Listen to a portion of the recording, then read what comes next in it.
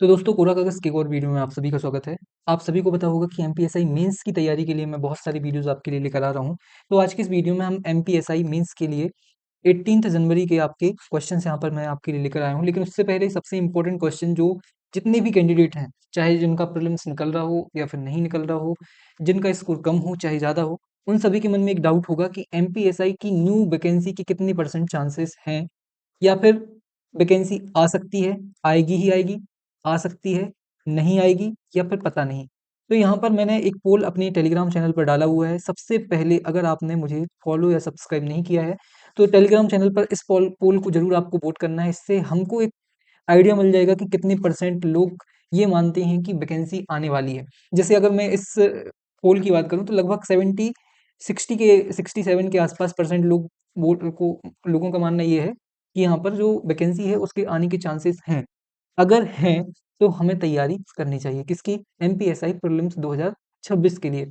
तो वो तो बात हो गई कि आ सकती है और अगर नहीं आएगी तब क्या करना है? तब भी मैं आपको बोलूँगा कि आप मेरे साथ जुड़िए क्योंकि हम किसी भी एमपी ईएसबी के एग्ज़ाम को फिर उसके बाद निकालने के लिए तैयार हो जाएँगे। मतलब ज़रूरत ही नहीं पड़ेगी कि आपको एमपीएसआई नहीं भी आएगी तो भी आप कोई ना कोई एग्ज़ाम की तैयारी कर रहे होंगे। तो बस आपको मेरे साथ जॉइन कर होना है, जुड़ना है और ज़रूर बताइए, ज़रूर वोट ज़रूर करिए इसमें।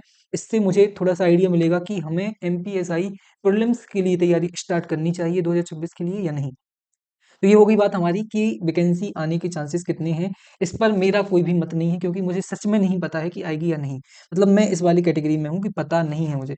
तो मैं चाहता हूँ कि आप बताएँ कि क्या लगता है आपको आएगी, नहीं आएगी, आ सकती है या नहीं आ सकती है? जो भी आपको लगता है जल्दी से आके वोट करिए। तो यहाँ पर हम क्या देखने वाले हैं एमपीएसआई प्रीलिम्स 2025 में यहाँ पर 25 होगा। 2025 में हिस्ट्री से 18 जनवरी को फर्स्ट और सेकंड शिफ्ट में कौन-कौन से क्वेश्चन आए थे, 20 क्वेश्चन यहाँ पर हम देखने वाले हैं। तो और साथ में सबसे इम्पोर्टेंट चीज़ कि क्वेश्चन आए कहाँ से थे? और अगर आए थे एनसीईआरटी से, तो एनसीईआरटी क्या आपको अब पढ़नी पड़ेगी पूरी? नहीं, बिल्कुल भी नहीं पढ़नी पड़ेगी। बस आप जुड़े रहो, मैं आपको सब सॉल्यूशन आपको देने वाला हूँ। यूपीएससी लेवल के क्वेश्चन 2026 में अगर वैकेंसी आती है, तो उसके लिए प्लीज़ आपको गुमराह नहीं होना है ऐसे लोगों से, जो बोलते हैं कि बिल्कुल भी लेवल नहीं था एमपीएससी प्रीलिम्स में। उनकी बातों को मत सुनिए, मेरी बातों को सुनिए क्योंकि मैं हर एक चीज़ जो भी बोल रहा हूँ, बिल्कुल फुल प्रूफ के साथ बोलूँगा यहाँ पर। शॉर्ट एनालिसिस करना मैं बताऊँगा कि यहाँ पर मतलब कोई भी क्वेश्चन में हम बहुत ही लंबा नहीं जाएँगे। एलिमिनेशन मेथड कैसे काम करती है और इसको यूज़ कैसे करना है, बहुत ही प्यारी चीज़ है ये एलिमिनेशन मेथड। अगर आप ऐसे एग्ज़ाम की तैयारी कर रहे हो जिसमें कि स्टेटमेंट वाइज़ क्वेश्चन आते हैं, तो यहाँ पर 100% आपको एलिमिनेशन मेथड की ज़रूरत पड़ेगी क्योंकि बहुत सारे क्वेश्चन को तो आप चुटकियों में एलिमिनेशन मेथड से क्या करेंगे, सॉल्व करेंगे। पहले क्वेश्चन पे चलते हैं। यहाँ पर पहला क्वेश्चन हड़प्पा सभ्यता से था। यहाँ पर बोला है हड़प्पा सभ्यता को अक्सर समानतावादी प्रकृति वाली कहा जाता है, जो मिस्र और मेसोपोटामिया से अलग थी। तो ये एकदम सही है, पहला कथन एकदम सही है क्योंकि हड़प्पा सभ्यता में हमें ऐसे कोई भी साक्ष्य नहीं मिलते हैं कि वहाँ पर अमीर लोग अलग रहते थे और गरीब लोग अलग रहते थे। हाँ, कहीं-कहीं पर जैसे हड़प्पा सभ्यता की मैं बात करूँ, तो वहाँ पर मोहनजोदाड़ो की अगर मैं बात करूँ, तो वहाँ पर 2 प्रकार की बस्तियाँ मिलती हैं, एक ऊपरी बस्ती और निचली बस्ती। जो ऊपरी होती है वो थोड़ी-सी छोटी होती है, लेकिन बहुत अच्छे किले होते हैं यहाँ पर। जबकि जो निचली होती है ये बड़ी होती है, लेकिन यहाँ पर जो किले होते हैं, यहाँ पर कुछ भी होती हैं, वो घर होते हैं, वो थोड़ी-सी कमज़ोर किस्म के होते हैं। मतलब ऐसा थोड़ा बहुत अंतर देखने को मिलता है, लेकिन बहुत ही ज़्यादा असमानता नहीं देखने को मिलती है। तो पहला कथन सही है। दूसरा पढ़िए आप, यह निष्कर्ष मुख्य रूप से इस तथ्य से निकाला जाता है कि वहाँ विशाल शाही या धार्मिक महल मंदिर नहीं थे। एकदम सही। सबसे इम्पोर्टेंट, जहाँ पर भी महल होंगे तो वहाँ पर राजा होगा। जहाँ पर भी मंदिर होंगे जहाँ पर भी मंदिर होंगे तो वहाँ पर पुरोहित होंगे। क्या होंगे? पूजा करने वाले पुरोहित होंगे। राजा जहाँ पर होगा तो उसके अंदर सामंत होंगे, अंतर्गत सामंत आएँगे। सामंत जहाँ पर भी आएँगे तो असमानता वहाँ पर रहेगी ही रहेगी और पुरोहित भी जहाँ पर आएँगे तो वहाँ पर जातिवाद जैसी चीज़ें देखने को कभी-कभी मिल जाती हैं। तो ये दोनों कथन सही हैं और व्याख्या भी करते हैं, इसका मतलब ये सही आंसर है। दूसरा बढ़िए आप, मौर्यों से यहाँ पर पूछा है, मौर्य से ठीक पहले नंद वंश। अब जब भी यहाँ पर देखिए एलिमिनेशन मेथड यूज़ होने वाली है, इसको यूज़ करने से पहले आपको एक बात हमेशा ध्यान रखनी है कि आपने जो भी पढ़ा है, उस पर आपको 100% विश्वास रखना है। मतलब कुछ भी हो जाए, आपको ये मान के चलना है कि अगर आपने कोई चीज़ पढ़ी है और आपको याद है, तो आपको उसको हमेशा सही मानना है। तो एलिमिनेशन मेथड आप यूज़ करना सीख लेंगे। यहाँ पर पहला स्टेटमेंट पढ़िए, उन्हें नंद वंश के बारे में है, उन्हें प्रथम विशाल अखिल भारतीय साम्राज्य के निर्माण का श्रेय जाता है, जिसने व्यवस्थित रूप से दक्षिण तक के क्षेत्रों को विजित किया। अब नंद वंश की बात कर रहे हैं लोग। नंद वंश में अगर मैं आपको थोड़ी बहुत बात बताऊं तो महापद्मानंद ने इसकी स्थापना की थी। तो आपको पता होगा कि नंद वंश का संबंध बिल्कुल भी एक बड़े अखिल भारतीय साम्राज्य से नहीं था। पहला अखिल भारतीय साम्राज्य हमें देखने को मिलता है मौर्य साम्राज्य के टाइम पर। ये बच्चे बच्चे को पता है और आपको भी पता होगा। लेकिन जब हम एग्जाम हॉल में होते हैं तो हम ये सोचते हैं कि नंद वंश के बारे में पूछा है और ये जनरल स्टेटमेंट है। कोई भी यहाँ पर इन्होंने फैक्ट नहीं दिया है। कोई भी फैक्ट दिख रहा है आपको नहीं दिया है। हो सकता है कि ये सही हो। ये मन में डाउट आ ही जाता है एग्जाम हॉल में। जब एग्जाम के प्रेशर में आप बैठते हैं तो वहां पर ये गलती होती है। और जब भी ये गलती आप करेंगे तो यहाँ पर आपका आंसर गलत हो जाएगा। आपके मन में पता होना चाहिए कि मौर्य साम्राज्य ही पहला क्या था, सबसे बड़ा विशाल भारतीय साम्राज्य स्थापित करने वाला राज्य था। तो आप इसको गलत कर देंगे। जैसे ही पहला गलत होगा, पहला गलत, पहला गलत, 2 और 3 सही हो जाएगा। इसका मतलब आपको मेहनत ही नहीं पड़नी करनी पड़ेगी 2 और 3 में। 2 और 3 अपने आप ही क्या हो जाएंगे, सही हो जाएंगे। चलते हैं अगले क्वेश्चन पर। यहाँ पर देखिए, कॉलिन मैकेंजी को भारत का पहला सर्वेयर जनरल कब नियुक्त किया गया। अब इसका आंसर मैं आपको बता देता हूँ। 1815 इसका सही आंसर है। क्या है, 1815 इसका सही आंसर है। अब ये क्वेश्चन आया कहाँ से है? ये एनसीईआरटी से भी मिल जाएगा आपको, एनसीईआरटी में भी पढ़ने को मिल जाएगा। ये आपको मिल जाएगा लूसेंट में भी पढ़ने को, शायद। लूसेंट का मुझे ज्यादा पता नहीं है। और ये आपको स्पेक्ट्रम में भी पढ़ने को मिल जाएगा। अब मैं आपको सिर्फ एक चीज बोलूंगा। आपने हिस्ट्री जहां से भी कंप्लीट की है, जो भी आपने अभी तक हिस्ट्री पढ़ी है, आपको उसी को क्या करना है, रिवीजन करना है। एमपीएसआई मेंस वालों के लिए मैं बोल रहा हूँ, ठीक है। मेंस की अगर आप तैयारी कर रहे हो तो आपको उसी को रिवीजन करना है। एनसीईआरटी के लिए मैं आपको पीडीएफ दे रहा हूँ, पीडीएफ दे रहा हूँ मेरे टेलीग्राम चैनल पर। उसकी जो मैंने टेबल्स दी हुई हैं एनसीईआरटी की, या फिर कटिंग्स दी हुई हैं, वो इतनी काम की हैं, इतनी ज्यादा काम की हैं कि मैं आपको सारी इंपॉर्टेंस इसी वीडियो में थोड़ी थोड़ी मैं बता दूंगा। फिर भी आपको वही, केवल जो चीज मैं भेजूं आपको, वही आपको एनसीईआरटी से पढ़ना है। अगर आपके पास ऑलरेडी एनसीईआरटी है और अगर आपने एनसीईआरटी पहले से पढ़ी है तो बहुत अच्छी बात है, एनसीईआरटी को ही रिवाइज करना है। लेकिन जिसने लूसेंट पढ़ी है तो लूसेंट को ही कंटिन्यू रखो। एनसीईआरटी के लिए मैं आपको चीजें प्रोवाइड करा रहा हूँ और करा दूंगा। बिल्कुल भी इसके लिए परेशान नहीं होना है। अगले क्वेश्चन में वैदिक काल से क्वेश्चन आया है। यहाँ पर हमें सही बताना है। ऋग्वेद में निष्क शब्द का प्रयोग केवल व्यापार और वाणिज्य। देखिए, मैंने पहले इससे पिछले वीडियो में बताया था कि एलिमिनेशन मेथड में आपको हमेशा एक चीज याद रखनी है। जब भी एक्सट्रीम वर्ड आए, एक्सट्रीम वर्ड को हिस्ट्री में, हिस्ट्री के क्वेश्चन में जब भी एक्सट्रीम वर्ड आए तो आपको क्या करना है, उसको गलत कर देना है। यहाँ पर देखिए इन्होंने क्या बोला है, निष्क शब्द का प्रयोग केवल व्यापार और वाणिज्य में प्रयुक्त स्वर्ण मुद्राओं के लिए किया जाता है। क्यों भाई? कहीं पर भी हो सकता है उसका उपयोग। और निष्क क्या थे, सिक्के थे एक प्रकार से, है ना, कॉइन थे। तो यहाँ पर इसका सही आंसर ये जो पहला ऑप्शन है ये गलत हो जाएगा। जैसे ही पहला एलिमिनेट हुआ मतलब ये वाला आंसर आपका नहीं हो सकता है। कौन सा, एक मिनट, हाँ, पहला आंसर आपका नहीं हो सकता है। अब आपको 2 3 में देखना है या फिर इनमें से कोई नहीं। तो अब हम दूसरा पढ़ेंगे, लोहे का, या फिर मतलब लोहे का जिसे हम श्याम या फिर कृष्ण अयस्क भी कहते हैं वैदिक काल में, ठीक है। का व्यापक उपयोग केवल प्रारंभिक वैदिक काल में हुआ जिससे कृषि क्रांति आई। गलत। अगर आपने एनसीईआरटी पढ़ी है और चाहे वो नई एनसीईआरटी हो या फिर पुरानी एनसीईआरटी में बहुत अच्छे से दिया हुआ है ये, तो मैं आपको थोड़ा सा हिस्ट्री बता देता हूँ इसकी। ये जो वैदिक पीरियड था, ठीक है, वैदिक पीरियड का जो प्रारंभिक वैदिक काल था, वहां पर लकड़ी के हल का प्रयोग किया जाता था। जब भी लकड़ी के फाल का या फिर हल का प्रयोग होगा तो इससे क्या होगा कि जो मजबूती है या फिर जो जुताई है, जुताई करने में आसानी नहीं होगी।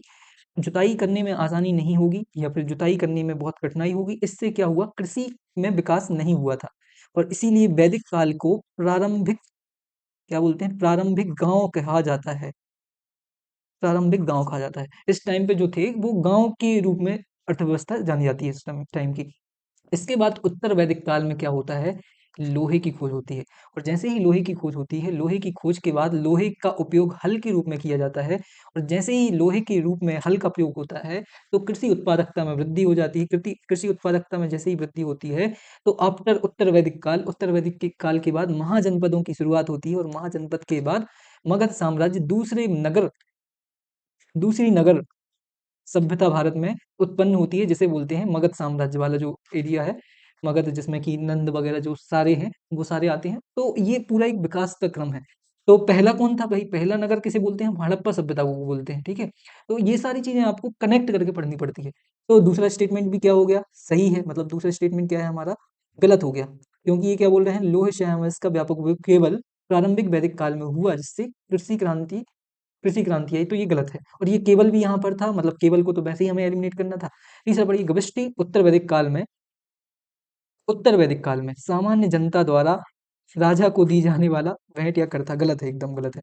गविष्टि क्या होती थी? गविष्टि पहले उस टाइम पे, किस टाइम की बात हो रही है? वैदिक काल पे क्या होता था?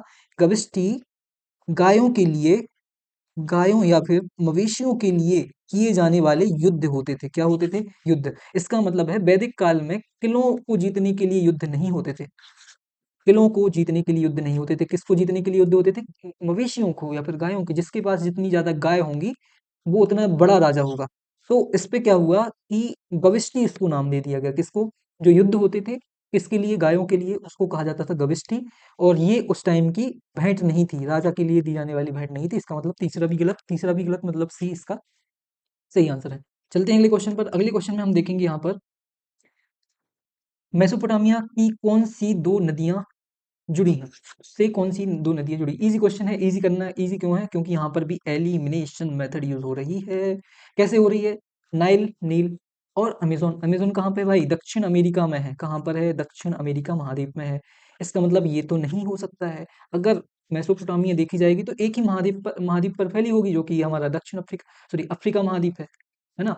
और यहाँ पर भी नाइल वाला जो ये वाला एरिया है, यहाँ पर पाई जानी चाहिए क्या? कि अमेज़न, सॉरी नील नदी। तो ये तो गलत हो गया। दूसरा पढ़िए, यूफ्रेटिस और टिग्रिस। अभी मुझे नहीं पता, मैंने पढ़ा भी नहीं कभी इसको। यहाँ पर देखिए यूफ्रेटिस और सिंधु।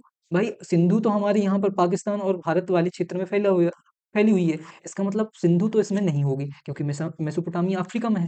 तो तीसरा भी एलिमिनेट हो गया, ये भी नहीं होगा। यहाँ पर गंगा है तो ये भी नहीं होगा। इसका मतलब बी इसका सही आंसर है। अगला क्वेश्चन देखिए यहाँ पर, ये एनसीईआरटी से ही क्वेश्चन है। एनसीईआरटी 11th क्लास में एक आर्ट एंड कल्चर की एनसीईआरटी है, जिसे बोलते हैं हम introduction of art and culture. 11th class की बहुत ही प्यारी सी, छोटी सी, पतली सी एनसीईआरटी है। बहुत ही काम की है, बहुत ही अच्छी है। उसकी भी मैं आपको कटिंग, एनसीईआरटी की सारी कटिंग इंपॉर्टेंट जितनी भी हैं वो मैं आपको टेलीग्राम चैनल पर ज्वाइन कर दूंगा। बिल्कुल भी कहीं से भी एक्स्ट्रा पढ़ने की जरूरत नहीं है। गुप्तकालीन कला के संदर्भ में सारनाथ बुद्ध की प्रतिमा की विशेषता निम्नलिखित में से किसके रूप में पहचानी गई? तो ये देखिए यहाँ पर बुद्ध दिख रहे होंगे आपको। इनको देखिए, ये सारनाथ बुद्ध हैं। एनसीईआरटी का ही यहाँ पर स्क्रीनशॉट डालें। यहाँ पर इनके कपड़े देखिए आप। यहाँ पर ये कपड़े देखिए, ये कपड़े यहाँ पर डाले हुए हैं। तो ये कपड़ों की विशेषता है कि ये पारदर्शी दिख रहा होगा, मतलब उनका हाथ भी जैसा है वैसा ही उनका कपड़ा है। तो यहाँ पर देखिए पारदर्शी, शरीर से चिपकी है, हाँ चिपकी है। और वस्त्र शैली शांत एवं ध्यानमग्न अभिव्यक्ति, ये शांत भी है और ध्यानमग्न भी है। इसका मतलब इसका आंसर सही डी है। इवन इसी वाले चैप्टर में, इसी डायग्राम के नीचे इसकी विशेषता या फिर इसकी जो डिटेलिंग है वो दी हुई है, जो कि यहीं से उठाई गई है। तो ये क्वेश्चन कहाँ से आया? एनसीईआरटी से आया। अगला क्वेश्चन देखिए, क्वेश्चन है दिल्ली सल्तनत के बारे में और मुगल काल के टाइम पे मुद्रा में सुधारों के संबंध में हमको सही आंसर बताना है। इल्तुतमिश रजत, टका और ताम्र जीतल की शुरुआत की, जिससे ये मुद्रा प्रणाली स्थापित हुई। तो ये एकदम सही है। हम हमेशा पढ़ते हैं इल्तुतमिश ने जीतल और टंका दोनों मुद्राओं को शुरू किया था। शेरशाह सूरी रुपया जारी किया, बिल्कुल सही, ये हमने पढ़ा है। जो शुद्ध चांदी का सिक्का था तो आधुनिक भारतीय रुपए का आधार बना। तो इसी से क्या रुपया से रुपया होते होते होते होते वो रुपया हो गया आज, है ना। अब क्या रुपए जमाने भर की जो भी बातें हैं वो ऐसे ही डेवलप हुई हैं। अगला क्वेश्चन, ये स्टेटमेंट पढ़िए, अकबर ने टका को समाप्त कर दिया, ऐसा कुछ भी नहीं हुआ था। इसका मतलब डी, तीसरा जो है वो गलत है। तीसरा जैसे ही गलत हुआ, ये भी नहीं, ये भी नहीं और ये भी नहीं। इसका मतलब एक और दो सही आंसर है। अगला क्वेश्चन ये देखिए, एनसीईआरटी से मैंने कटिंग, शायद मैंने टेलीग्राम चैनल पर भी ये वाला क्वेश्चन पूछा हुआ था या फिर डाला हुआ था। तो पुरालेख शास्त्र इसका अध्ययन है एपिग्राफी। अब इसमें बहुत सारे लोग गलत करते हैं। कुछ लोग यहाँ पर मैन्युस्क्रिप्ट लगाते हैं और कुछ यहाँ पर इंस्क्रिप्शन लगाते हैं। इन दोनों में ही गलती होती है। ये तो हो नहीं सकता, ये भी नहीं हो सकता है। तो मैक्सिमम लोग यहाँ पर इन दो चीजों में कंफ्यूज होते हैं और इसको या तो पांडुलिपि लगा देते हैं और अभिलेख लगाया तो सही। अब ये देखिए क्वेश्चन कहाँ से आया? Epigraphy is the study of inscription. कहाँ से? एनसीईआरटी से। कब? कौन सी? 12th क्लास की हिस्ट्री की एनसीईआरटी पार्ट 1 से क्वेश्चन आया है। इससे पार्ट 1 से सारी की सारी मैंने ये कटिंग स्क्रीनशॉट आपको एक पीडीएफ बना के, 58 पेज हैं उसमें, लेकिन ऐसी छोटी छोटी जो स्क्रीनशॉट हैं वो भी एक पेज में आ गई हैं। इसका मतलब है अगर आप पढ़ने बैठेंगे तो एक दिन में आराम से आप पूरी की पूरी चीजें पढ़ लोगे। एक दिन, 2 दिन, मतलब ऐसा नहीं है कि एक ही दिन में कंप्लीट करना है, लेकिन 2-3 दिन में आप इंपॉर्टेंट चीजें पूरी की पूरी पढ़ लोगे, रट लोगे। 2-3 दिन ही लगेंगे आपको पूरा पढ़ने में। अगले क्वेश्चन में देखिए यहाँ पर, इजी टू इजी फ्रॉम, अच्छा ये मैंने बताया कि मॉडर्न इंडिया से क्वेश्चन आया है इजी। यहाँ पर हैदराबाद नगर की स्थापना किसने की? किसने की भाई? सब पढ़ते हैं। मोहम्मद कुतुब शाह में और मोहम्मद कुली कुतुब शाह में लोग कंफ्यूज होंगे। इसका सही आंसर है बी। अगला क्वेश्चन देखिए यहाँ पर। क्वेश्चन मध्यकालीन भारत की लघु चित्रकला शैलियों के संदर्भ में निम्नलिखित कथनों पर चर्चा कीजिए। अब इन्होंने बोला है बूंदी कोटा शैली अपनी जीवंत चौगान। एक मिनट। तो शायद यहाँ पर मैंने एक पहले भी एक वीडियो में मतलब जो प्रीवियस ईयर क्वेश्चन हम कर रहे हैं, इसी की एक सीरीज में मैंने ये भी बताया था कि यहाँ से ही मतलब चित्रकला से ही एक ऑलरेडी क्वेश्चन आ चुका है। इसका मतलब अगर आप मेडिवल हिस्ट्री पढ़ रहे हो तो मुगल काल के टाइम पर और सल्तनत काल के टाइम पर जो चित्रकला टाइप की जो आर्ट है उनको जरूर आपको ध्यान से क्या करना है, रिवाइज करना है। यहाँ पर पहला देखिए आप, बूंदी कोटा शैली। बूंदी कोटा शैली अपनी जीवंत चौगान खिलाड़ियों की चित्रण शैली और स्थान की अनूठी अभिव्यक्ति के लिए प्रसिद्ध है, जहां अग्रभूमि और पृष्ठभूमि अक्सर मिल जाते हैं। तो यहाँ पर इन्होंने बूंदी कोटा शैली के बारे में बात की है और ये सही है एकदम। पहला सही हुआ, इसका मतलब इनमें से इन दोनों में से आंसर हो सकता है। अब आप दूसरा पढ़िए। मेवाड़ मेवाड़ शैली राणा उदय सेन द्वितीय ने के अधीन फारसी सूफीवाद शैली का गढ़ बनी, जिसने जानबूझकर किसी भी स्वदेशी राजपूत विषय को अस्वीकार कर एक सर्व बिल्कुल 100% इस्लामी पहचान प्रस्तुत की। मतलब मैं बता रहा हूँ एलिमिनेशन मेथड वरदान है। क्या है, क्या है ये? वरदान मांगूंगा नहीं। तो दूसरा पढ़िए आप, ये बोल रहे हैं कि सर्व मतलब 100%, 100% मतलब एक्सट्रीम वर्ड। क्या है ये? एक्सट्रीम बोल रहे हैं कि भाई बिल्कुल मतलब एक भी चित्र मौजूद नहीं था जिसमें कि राजपूत या फिर राजपूत से संबंधित विषय था। तो ऐसा नहीं हो सकता है। राणा उदय से अगर कोई चीज बनवाएंगे तो उसमें मतलब बेशक स्वदेशी जो चीजें होंगी उनको भी उसमें ऐड किया जाएगा। ये तो रहेगा ही, जो सूफीवाद वगैरह है वो तो रहेगा ही, लेकिन थोड़ी बहुत देसी चीजें भी रहेंगी। तो दूसरा, जैसे ये दूसरा नहीं हो सकता, ये भी नहीं हो सकता। अब देखिए, मुझे तीसरा पढ़ना ही नहीं पड़ेगा। क्यों? क्योंकि पहला तो सही होगा ही होगा, पहला सही होगा ही होगा। दूसरा मुझे पढ़ना नहीं है, तो पहला और तीसरा दोनों ही सही होंगे, इसका मतलब भी इसका सही आंसर। अगले क्वेश्चन में चलिए। शून्यवाद के संस्थापक कौन थे? ये आपको मिलेगा एनसीईआरटी में, लेकिन ओल्ड एनसीईआरटी में। न्यू एनसीईआरटी में मुझे ये नहीं मिला और आपको भी नहीं मिलेगा। तो मैं यहाँ पर आपको ये बताना चाह रहा हूँ, आपको एनसीईआरटी बिल्कुल भी अब पढ़ने नहीं बैठ जाना, ठीक है? ओल्ड एनसीईआरटी पढ़ने नहीं बैठना है। यहाँ पर ऐसे क्वेश्चन जब भी आते हैं तो छोड़ना भी जरूरी है। क्या छोड़ना? अगर आपको बनता है, अगर आपने कहीं पढ़ा है तो आपको नागार्जुन लगाना है, क्योंकि इसका आंसर नागार्जुन है। लेकिन अगर नहीं पढ़ा है तो बिल्कुल भी पैनिक नहीं होना है। एग्जाम हॉल में सबसे इंपॉर्टेंट चीज है दिमाग को स्थिर रखना। स्थिर कैसे रहेगा ये प्यारा सा हमारा दिमाग? ये रहेगा स्थिर जितना ज्यादा आप चीजों को हल्के में लेंगे, उतना ही ज़्यादा चीज़ें और आसान होंगी। तो इसका सही आंसर ए है। और जब भी ऐसे क्वेश्चन आए जो आपने कहीं से नहीं पढ़े हैं या फिर जिसका आपको सोर्स नहीं पता है, तो आपको क्या करना है, उनको बिल्कुल आसानी से छोड़ देना है। अगले क्वेश्चन में देखिए, आर्ट एंड कल्चर से क्वेश्चन था। ये करंट अफेयर का भी क्वेश्चन है प्लस आर्ट एंड कल्चर का भी मैं इसको बोलूंगा। करंट अफेयर का इसलिए क्योंकि यूनेस्को की अमूर्त सांस्कृतिक विरासत की सुरक्षा हेतु, किसके लिए? सेफ गार्डिंग के लिए अंतर सरकारी समिति का 20वां सत्र कहाँ आयोजित किया गया? तो इसका सही आंसर था लाल किला। और ये करंट में था तो बहुत ही इंपॉर्टेंट था, इसलिए क्वेश्चन आया हुआ है। अब ये बहुत ही इंपॉर्टेंट प्यारा सा क्वेश्चन है। निम्नलिखित में से किस ग्रंथ में भारतीय गणितीय लेखन का सबसे प्राचीन प्रमाण मिलता है? तो देखिए, इसको मैं एलिमिनेट करूंगा। अगर आपको नॉलेज, मतलब नॉलेज भी जरूरी है, ऐसा नहीं कि आप सिर्फ एलिमिनेट बिना नॉलेज के कर सकते हैं, नहीं होगा। यजुर्वेद आप सभी को पता है कि हिंदू धर्म से या फिर हिंदूवादी जो पूर्व हमारा धर्म है उससे संबंधित थी। ये ग्रंथ, अरे यार मतलब वेद है कुल मिला के। तो यजुर्वेद हमको पता है, ये नहीं हो सकता है, ठीक है। कल्पसूत्र क्या है? ये एक जैन धर्म है। जैन धर्म का एक प्यारा सा क्या है, एक साहित्य है या फिर एक किताब है जिसका नाम है कल्पसूत्र। वैसे अगर अरण्यक की बात करूं तो वेदों के लिए डिस्क्राइब करने के लिए अरण्यक बनाए गए थे। तो ये भी इसका आंसर नहीं होगा कल्पसूत्र, क्योंकि जैनों से संबंधित है। शुल्ब सूत्र इसका सही आंसर, ठीक है। शुल्ब सूत्र ये इसका सही आंसर, ये आपको थोड़ा सा याद रखना है। अब मैंने यहाँ पर ये दो नाम क्यों दिए हैं यहाँ पर? देखिए, कल्पसूत्र आपको पढ़ना है और बहुत ही इंपॉर्टेंट है, इसको याद रखना कि जैन धर्मों से संबंधित ग्रंथ है। किससे संबंधित है? जैन धर्मों से संबंधित है। अब मैंने यहाँ पर भगवती सूत्र और अंगुत्तर निकाय के दो नाम दिए हैं। इन सभी को मैं आपको बता दूं, जो भगवती सूत्र है, तो मैंने ये इसलिए बताया आपको क्योंकि ये एक कंफ्यूजिंग फैक्ट है, कंफ्यूजन क्रिएट करने वाला फैक्ट है। और ये दोनों बहुत इंपॉर्टेंट है। भगवती सूत्र जैन धर्म से संबंधित है, जबकि अगर आपको मैं नॉर्मल बोल दूं तो आप इसको वैष्णव से जोड़ सकते हैं या फिर शैव धर्म से जोड़ सकते हैं, लेकिन वैष्णव या शैव से संबंधित नहीं है। ये किससे? भगवती सूत्र जैन धर्म से संबंधित। वैसे ही अंगुत्तर निकाय जो है, ये है हमारा बौद्ध धर्म से संबंधित। आगे यहाँ से क्वेश्चन बन सकता है, बहुत ही इंपॉर्टेंट है। अब ये दोनों मैंने इसलिए लिखे हैं क्योंकि इन दोनों में ही महाजनपदों का स्रोत मिलता है। किसका? महाजनपदों का मतलब 16 महाजनपद के बारे में पहली जानकारी हमें इन 2 ग्रंथों से मिलती है। ये समकालीन ग्रंथ थे महाजनपदों के, इसलिए ये मैंने यहाँ पर लिखे हैं और यहाँ से क्वेश्चन आया है यूपीएससी में भी, तो यहाँ भी क्वेश्चन बन सकता है। अगला क्वेश्चन देखिए एनसीईआरटी, नालायर दिव्य प्रबंधम। अब मैं क्या ही बताऊँ यार, मतलब मैं जीनियस हूँ, आप भी हो, ऐसा नहीं है। तो थोड़ा-सा मैं हूँ ज़्यादा। तो नालायर दिव्य प्रबंधम प्रबंधम का शाब्दिक अर्थ क्या है? अब देखिए, मैक्सिमम लोग यहाँ पर अगर आपने नहीं पढ़ा है, तो ये 2 तो नहीं ही लगाओगे। आप इसमें से ही दिव्य तमिल भजन, यही मतलब 90% लोगों ने एग्ज़ाम हॉल में यही लगाया होगा। 90 या फिर 99% लोगों ने यही लगाया होगा। 110% मतलब मैं गारंटी लिख के बोल सकता हूँ। अगर आपकी सिर्फ का ये क्वेश्चन है, तो क्या आपने इसका सही आंसर बी लगाया था? जल्दी से कमेंट करके बताओ, जल्दी से कमेंट करके बताओ अगर आपने बी लगाया था और लगाया होगा, बी ही लगाया होगा।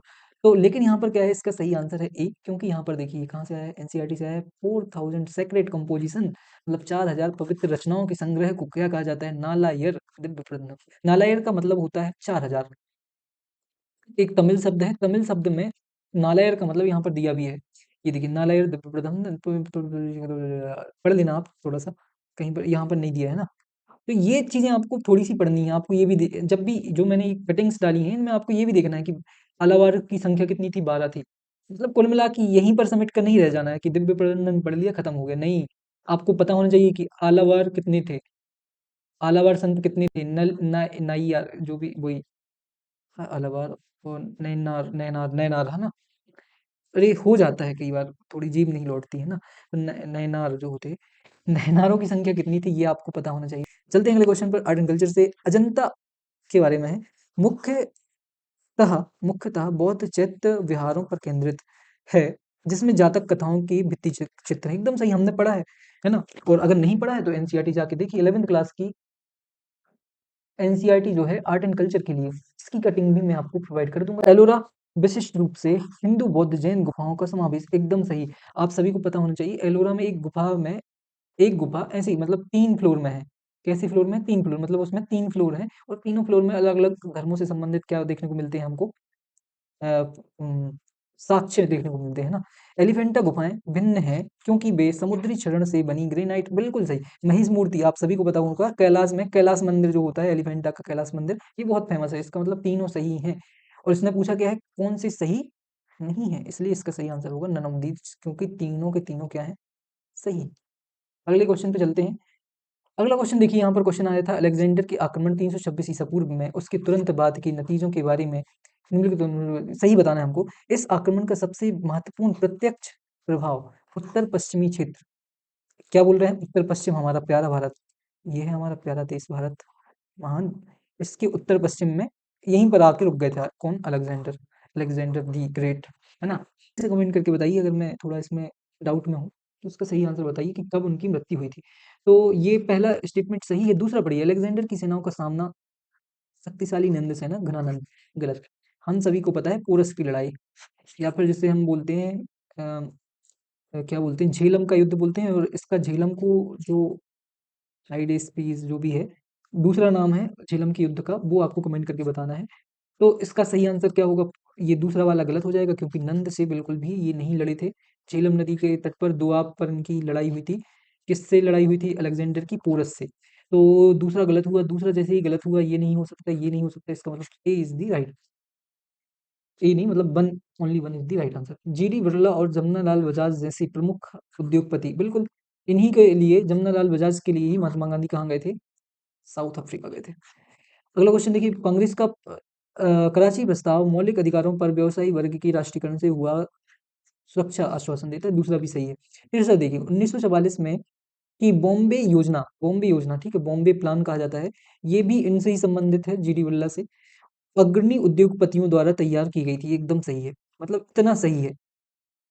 जो कांग्रेस की आर्थिक दृष्टि के आलोचक, आलोचक का मतलब है आलोचना करते थे। तो आप हमेशा एक चीज ध्यान रखना कि जब भी आजादी के पहले की बात होगी, तो जो जितने भी व्यवसायी हैं, वो व्यवसायी वर्ग सब जो स्वतंत्रता है या फिर कांग्रेस है, इसका समर्थन करेंगे, ठीक है? इसलिए इसका सही आंसर डी जो तीसरा है, ये सही नहीं होगा और इसका सही आंसर 1 और 2 होगा। अगला क्वेश्चन देखिए ये वाला। इस क्वेश्चन में 2 क्या दी हुई है, यहाँ पर आपको टेबल दी हुई है, उनको हमको मैच करना है। इस टाइप के क्वेश्चन बहुत ही इंपॉर्टेंट हैं, बहुत ही ज़्यादा क्वेश्चन यहाँ पर देखने को मिले हैं एमपीएसआई प्रीलिम्स 2025 में। इसमें ऐसे क्वेश्चन दिए होते हैं, पहले में एक दिया है, आपको ये पढ़ने हैं पहले, अमात्य, मंत्रण, गुड़ पुरुष, ऐसे लिख लो यहाँ पर अमात्य, फिर यहाँ पर गूढ़ पुरुष, गूढ़ को क्या बोलते हैं, गूढ़, ठीक है, मतलब बहुत ही बुद्धिमान पुरुष। तीसरा राजधानी और पाटलिपुत्र के स्थानांतरण से संबंधित, और चौथा, अब यहाँ पर देखिए, अगर आपको एक भी पता है तो आप एलिमिनेट कर सकते हैं। जैसे मुझे पता है कि राजधानी को पाटलिपुत्र में स्थानांतरण, ये भी एनसीईआरटी में दिया हुआ है। पाटलिपुत्र क्या थी, पहले राजगीर क्या थी, राजधानी थी, कहाँ की, मगध साम्राज्य की। तो राजगीर को बाद में क्या हुआ, एक पाटलिपुत्र गांव बनाया, अजात शत्रु के पिता ने, अजात शत्रु ने शायद, है ना। तो उस गांव की स्थापना के बाद उदयन ने क्या किया, राजगीर से अपनी राजधानी को स्थानांतरित कर लिया, कहाँ पर, पाटलिपुत्र में। तो इसका सही आंसर होगा, जैसे ही हमें पता चला कि 3 का क्या होना है आपका, डी, 3 का डी, 3 का डी, 3 का डी, यहाँ पर और यहाँ पर, ये एलिमिनेट, ये एलिमिनेट। अब अगला देखिए, अर्थशास्त्र, अर्थशास्त्र किसने लिखा था, हमारे कौटिल्य ने लिखा था, जिनको गूढ़ या फिर बुद्धिमान पुरुष भी कहा जाता था। तो 2 का होगा ए, 2 का ए कहाँ दिख रहा है, इसमें दिख रहा है, इसका मतलब ये एलिमिनेट, तो आंसर, बस हमने 2 चीज़ों को पढ़ा, मतलब 2 स्टेटमेंट कोई भी अगर आप पे बन जाते हैं तो आप एलिमिनेट कर लेंगे और आपका आंसर आ जाएगा। तो इसी के साथ अगला क्वेश्चन है हमारा, बुद्ध से संबंधित कौन सी घटना, अरे यार एक मिनट फिर से पढ़ते हैं, बुद्ध से संबंधित किसी घटना से नहीं जुड़ा हुआ स्तूप स्थल कौन सा है। तो यहाँ पर कुल मिला के इन्होंने ये बोला है कि गौतम बुद्ध के जीवन काल के समय पर कौन सा स्तूप नहीं था या फिर संबंधित नहीं था। तो पता है हम सभी को कि सांची नहीं था, सारनाथ हम पढ़ते हैं, कुशीनगर, यहाँ पर उनकी मृत्यु हुई थी, कुशीनारा में, बोध गया, सारनाथ, तो इसका सही आंसर होगा ए। इसका मतलब इसका सही आंसर क्या होगा, ए होगा। अगला क्वेश्चन, इसी के साथ लगभग हमारे 20 क्वेश्चन सभी सही हो गए हैं और हमने जान लिया है कि एलिमिनेशन मेथड कैसे काम करती है। क्वेश्चन पूछे कहाँ से गए हैं, एनसीईआरटी से, कहाँ से, एनसीईआरटी से। कहाँ से पढ़नी है आपको एनसीईआरटी, पढ़नी भी है या नहीं, तो बिल्कुल भी नहीं पढ़नी है, पूरी एनसीईआरटी नहीं पढ़नी है। जितनी भी काम की चीजें हैं उनकी मैंने क्या किया है, उनको मैंने स्क्रीनशॉट लेके उनकी एक अलग से पीडीएफ बना के टेलीग्राम चैनल पर ज्वाइन क्या कर दी है मैंने, भेज दी है, सेंड कर दी है।